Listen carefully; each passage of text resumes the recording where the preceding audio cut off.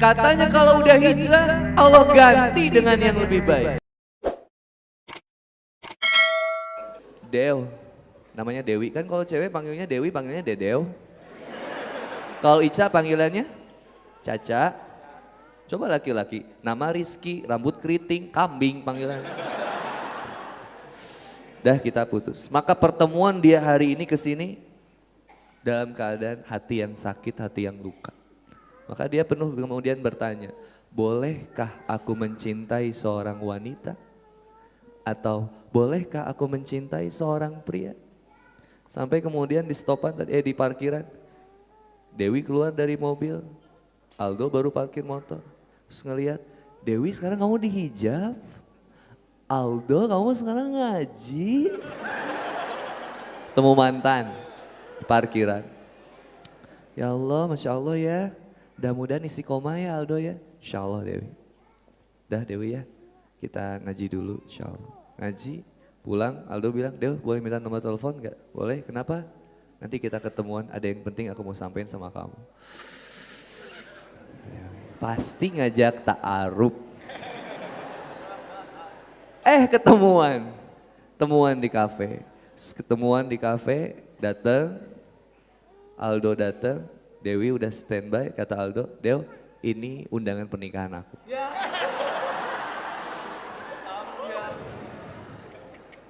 Apa kata Dewi? Allah gak adil. Katanya kalau udah hijrah, Allah ganti dengan yang lebih baik. Allah mudahin jalannya. Tapi kenapa aku harus sakit hati? Barang siapa yang niat hijrahnya karena urusan dunia, siap-siap urusan dunia itu yang akan menggagalkan hijrah kita.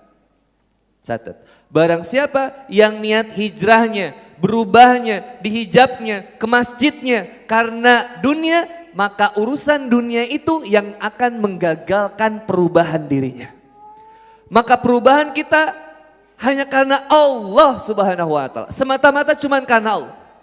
Brother and sister Villa, maka kalau begini putus itu diazab atau hidayah? Halo, kenapa tidak sepakat?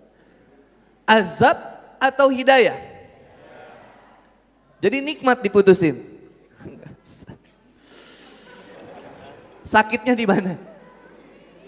Sini. Maka brother and sister Villa yang dirahmati oleh Allah Subhanahu wa Ta'ala. Di dalam Al-Quran ada penyebutan nama-nama tentang hati. Yang pertama itu adalah kolbu. Disebut di dalam Quran hati itu kolbu. Kenapa kolbun? Kenapa? Karena sikap sifatnya berbulak-balik. Maka di Quran surat Ali Imran ayat 8 itu ada doa yang pernah kita sampaikan di MRBJ. Sekarang di MRK saya sampaikan. Rabbana la tuzigh qulubana ba'da idh hadaitana wa hab lana min ladunka rahmah innaka antal wahhab. Ya Allah ya Robbi, jangan kembalikan hati kami kepada kesesatan ya Allah, kemaksiatan. Setelah Engkau berikan kami hidayah, kenikmatan iman ya Allah.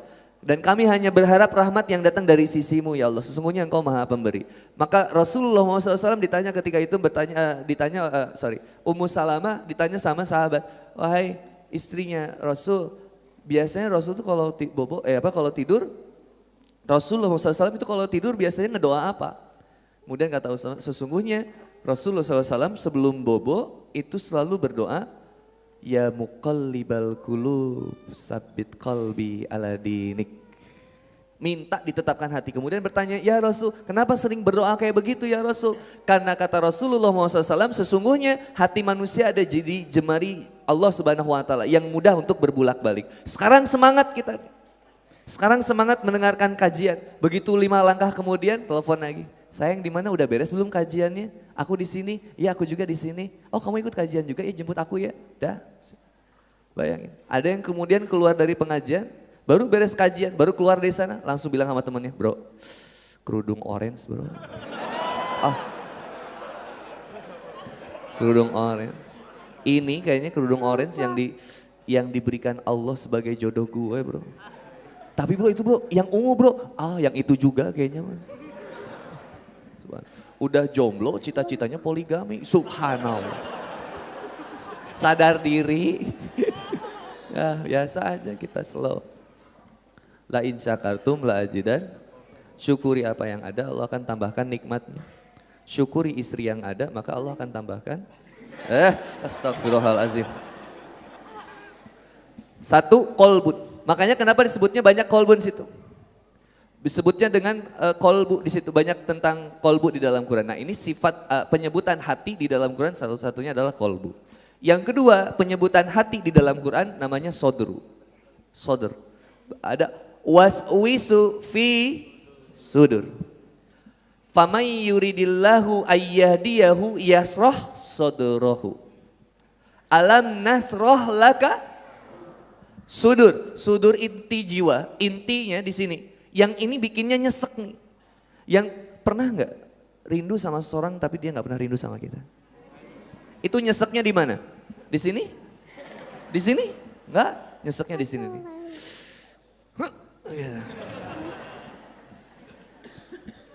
Nanti pas teman-teman nonton Milea, nyeseknya di sini nih. Gitu. Nah, itu sodor itu di sini nih. Makanya, masya Allah. Bilal bin Rabah, ini saya pernah cerita belum ya? Bilal bin Rabah, radhiyallahu an, beliau ini ketika masa-masa penindasan umat Islam, maka ketika itu Bilal bin Rabah ditidurkan di gurun pasir yang teramat sangat panas dan tajam. Itu karakter gurun Arab itu begitu, panas, tajam lagi. Bayangin tengah hari pula ditidurin, lalu kemudian diikat, dipukulin, gak berubah akidahnya. Gak berubah, mantep dia, ahadun ahad. Dalam beberapa kemudian disebutkan kata ulama, sesungguhnya Bilal ingin mengatakan kul huwallahu ahad. Tapi yang beliau ingat itu cuman ahadun ahad, ahadun ahad. Sampai kemudian ditimpakan batu yang besar. Di mana batu yang besarnya? Batunya besar, ini hikmahnya luar biasa. Batu yang besar ini gak ditimpakan di tangannya. Batu yang besar ini gak ditimpakan di kakinya. Batu yang besar ini gak ditimpakan di kepalanya. Seandainya kepalanya Bilal yang lebih berbahaya, maka timpakan di kepalanya. Tapi justru yang diberikan oleh kemudian kaum Quraisy itu batu yang besar ditimpakan di antara perut dan dadanya di sini. Artinya kalau saya ngambil hikmahnya gini, kenapa ya? Banyakan umat Islam itu diuji dengan sesuatu yang membuat perut lapar dan yang kedua diuji dengan yang membuat dada sesak. Waalaikumsalam warahmatullahi wabarakatuh.